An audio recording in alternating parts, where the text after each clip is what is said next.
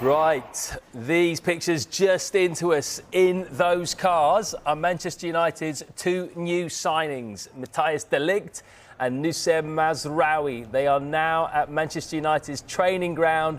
Both will have medicals today. They're in the building. Yeah, a bit of an update on Manchester United goalkeeper André Onana. He's moving closer to a return to Trabzonspor on another season-long loan. The Cameroonian international spent last season on loan, didn't he, at the Turkish club. Sky Sports News reported in early June that Onana would not be in contention to compete for that #1 spot at United after Senna Lamin's impressive debut season at the club.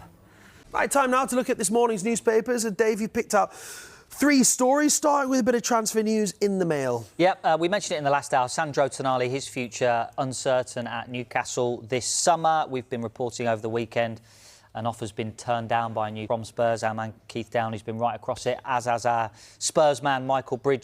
Yes, this is a Sky Sports News exclusive. This is Sandro Tonali. Start though with some breaking news concerning Manchester United and their search for a central midfielder. Let's come to you. For the first time, they announced the signing of the player on Monday after they got knocked out of the Under-21 Euros Italy. First name in the door in this summer window. Had a medical in Romania 2 weeks ago, and he will now be shown.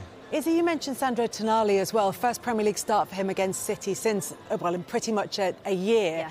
I mean, what I would attribute for Newcastle to be able to draw on now? Well, I think it's huge for Newcastle to have him back available. Of course, missed a lot of last season. I think we saw it at the start of last season, the energy, the quality on the ball that he brings, a classic number 8. And I think he's a player who now, with a bit more consistency, you know, his feet on the floor, I think he'll be a real asset to this team, especially in the midfield. With significant breaking news. It comes from Manchester United, and for us it comes from Darmesheth. Yeah, really good news if you're a Manchester United fan. It was news that we were predicting would happen last week, and it has happened, and that looks to rebuild. Scott has played against him 3 times this season. He did so well in the Champions League, didn't he, this term? 10 goals, only Harry. Transfer update to bring you, and it's a very interesting one. It's on Sandro Tonali because we are told he's a top target for...